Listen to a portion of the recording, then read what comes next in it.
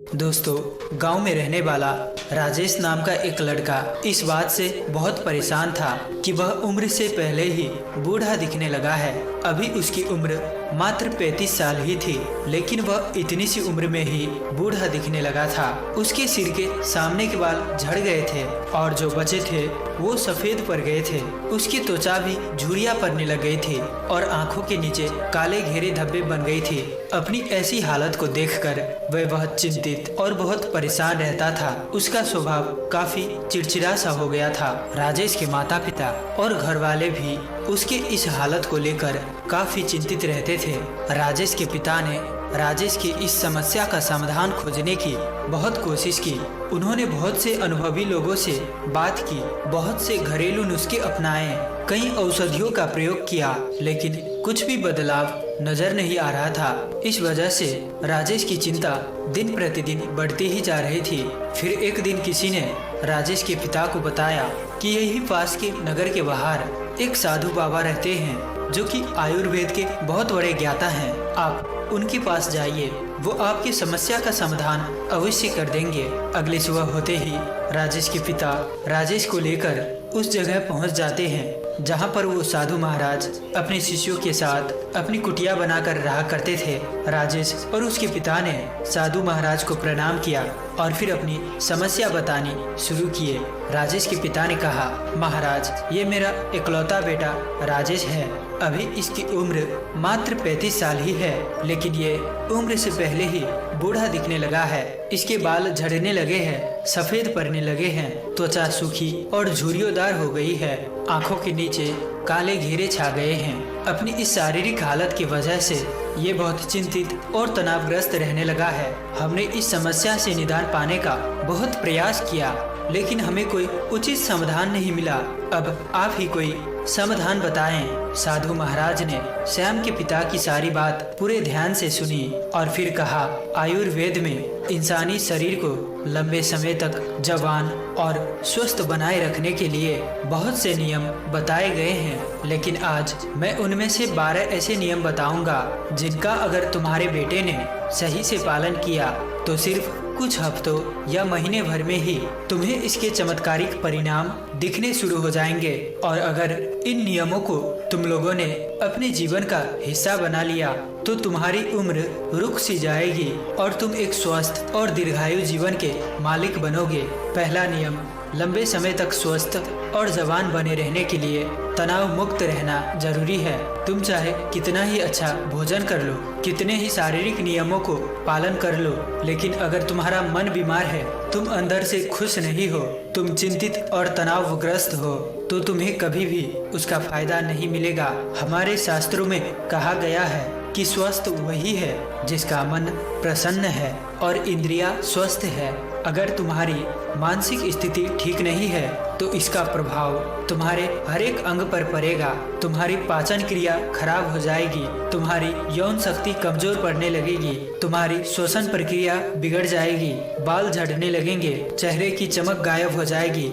इसीलिए तुम्हें इस बात का ध्यान रखना है कि तुम बेवजह की चिंता, तनाव और परेशानियों में ना फंसो। लेकिन चिंता, तनाव और परेशानियां आती क्यों है? इसका सबसे बड़ा कारण है हमारा गलत आचरण, अनुशासनहीनता और अनियंत्रित इंद्रिय भोग। अगर इंसान अपनी आदतों में सुधार लाए, नियमों का पालन करे और अपनी बेवजह की इच्छाएं और वासनाओं पर नियंत्रण रखे तो उसके जीवन के आधे से अधिक समस्याएं और चिंताएं स्वतः ही समाप्त हो जाएगी। तो पहला नियम है, चिंता और तनाव से मुक्त रहो।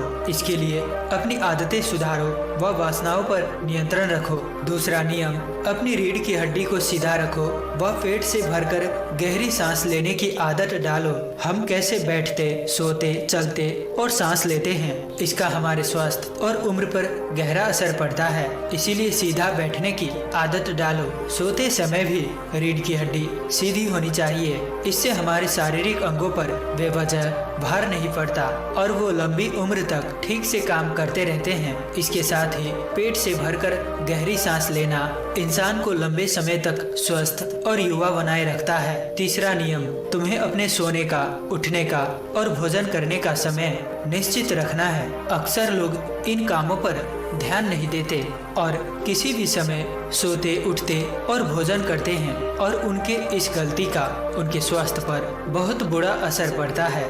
आयुर्वेद के अनुसार व्यक्ति को रात्रि में जल्दी सो जाना चाहिए और सुबह ब्रह्म मुहूर्त में 4 से 5 बजे के बीच उठ जाना चाहिए। रोज एक ही समय पर सोने और उठने से शरीर की सारी कार्य प्रणाली सही तरीके से काम करती रहती है। उन पर बेमतलब का बोझ नहीं पड़ता, जिससे शरीर के अंग लंबे समय तक स्वस्थ और मजबूत बने रहते हैं। साथ ही इस अनुशासन का पालन करने से हमारा भोजन समय से पच जाता है और सुबह हमारा पेट अच्छे से साफ हो जाता है, जिससे कब्ज की समस्या नहीं होती, क्योंकि कब्ज में हमारा सड़ रहा भोजन आंतों में फंस जाता है, जो कि पेट के अंदर गैस और विषैले पदार्थ पैदा करता है, जो कि बहुत से शारीरिक बीमारियां पैदा करने के साथ साथ त्वचा को रूखा और झुर्रीदार बनाता है।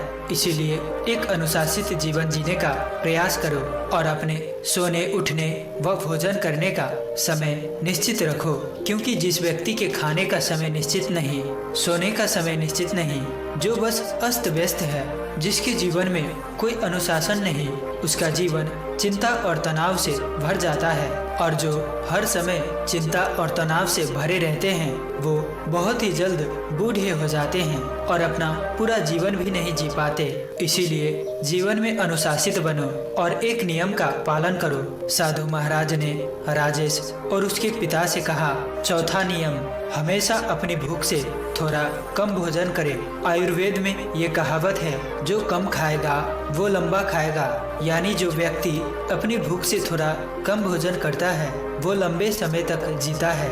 और इसका कारण ये है कि जब हम बहुत ज़्यादा भोजन कर लेते हैं तो हमारे पेट में भोजन को पचाने के लिए जो पाचक रस निकलते हैं वो पर्याप्त नहीं होते इतने सारे भोजन को पचाने के लिए, जिससे फिर वह भोजन पचने की बजाय पेट में पड़ा पड़ा सड़ने लगता है और बहुत से विष पैदा करता है, जो कि रक्त के माध्यम से हमारे पूरे शरीर में फैल जाते हैं और तरह तरह की बीमारियों के रूप में बाहर आते हैं। इसीलिए भोजन चाहे कितना ही सात्विक, कितना ही हल्का क्यों न हो, उसे हमेशा इच्छा मात्र से थोड़ा कम ही खाना चाहिए। और हल्का और कम भोजन करने का एक फायदा यह भी है कि अगर कभी कुछ ऐसा खा लिया जो हमारे शरीर के लिए सही नहीं है तो वह भी आसानी से पच जाता है और हमें ज्यादा परेशानी नहीं होती, क्योंकि ग्रहण किए गए भोजन की मात्रा कम थी। साथ ही कम भोजन करने से हमारा शरीर आलस्य, थकान और भारीपन से मुक्त रहता है। पांचवा नियम, हर दिन 16 घंटे का उपवास का नियम पालन करो। रात का भोजन जितना जल्दी हो सके उतना जल्दी कर लो। जैसे अगर रात का भोजन 8 बजे किया है तो अगले सुबह 12 बजे तक कुछ मत खाओ, और अगर रात का भोजन 7 बजे किया है तो सुबह 11 बजे तक कुछ भी ठोस चीजें मत खाओ। इस 16 घंटे के समय के दौरान तुम नारियल पानी, सब्जी या किसी फल का रस पी सकते हो, लेकिन इस दौरान भोजन मत करो। सुबह का भोजन 12 बजे और रात का भोजन 7 से 7:30 बजे के बीच कर लो, ताकि तुम 16 घंटे का उपवास का नियम पालन कर सको। जो व्यक्ति इस 16 घंटे उपवास के नियम का पालन करता है उसे कभी कोई बीमारी हो ही नहीं सकती। ऐसे व्यक्ति का चेहरा चमकदार, शरीर निरोगी और मन प्रसन्न रहता है। लेकिन कुछ व्यक्तियों को लगता है कि कम खाना खाने और उपवास करने से शरीर कमजोर हो जाता है, लेकिन ये सच नहीं है। असल में 16 घंटे उपवास करने से हमारी आंतों में फंसा अधपचा भोजन अच्छे से पच जाता है। इस समय जब हम कुछ नहीं खा रहे होते तो हमारी प्राण शक्ति स्वतंत्र होती है और वे इस समय का उपयोग शरीर में जमा गंदगी को बाहर निकालने और शरीर के टूट फूट को सही करने में करती है। और जिस व्यक्ति के शरीर में कोई गंदगी जमा नहीं है उसका शरीर उम्र से ज्यादा जवान और स्वस्थ रहता है। छठा नियम, भोजन करने के तुरंत बाद पानी नहीं पीना।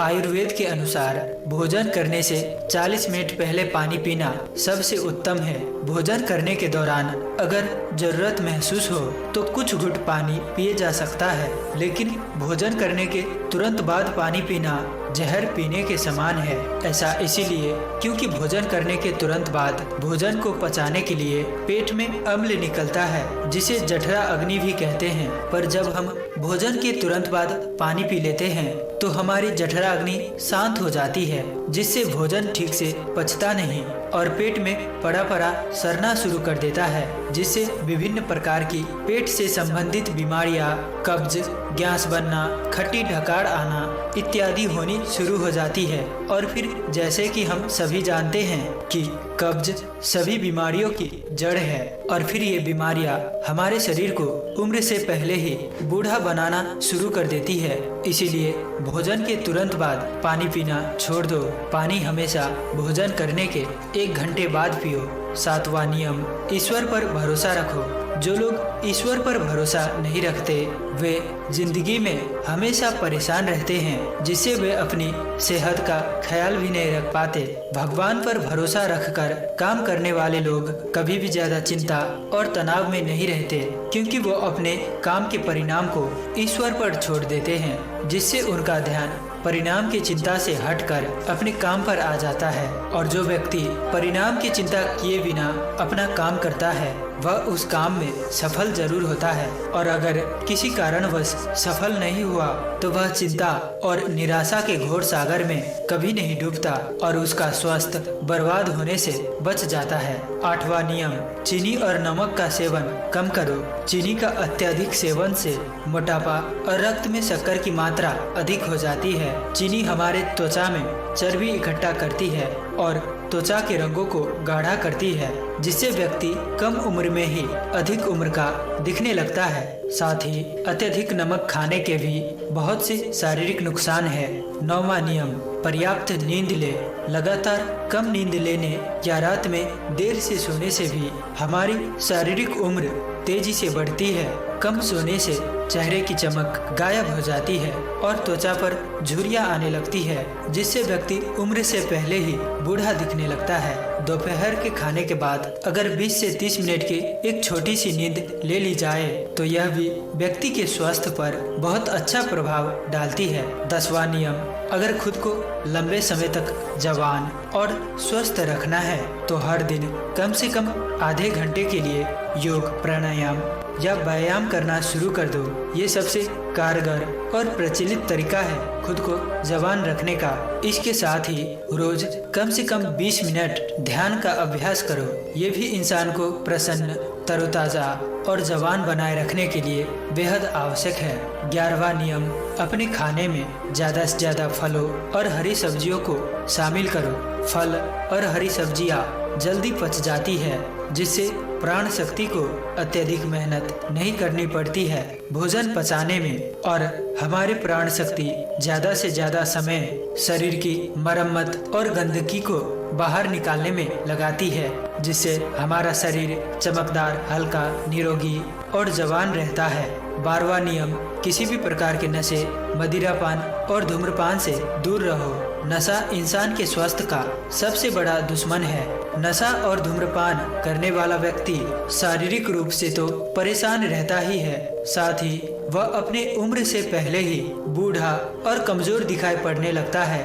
इसीलिए किसी भी प्रकार के नशे को अपने जीवन का हिस्सा मत बनाओ। तो ये थे वो 12 नियम जिनका पूरी ईमानदारी से पालन करने के बाद राजेश के जीवन में चमत्कारिक बदलाव आने शुरू हो जाएंगे। राजेश और उसके पिता को उनकी समस्या का समाधान मिल चुका था। उन्होंने साधु महाराज को धन्यवाद किया और खुशी खुशी वहां से चले गए।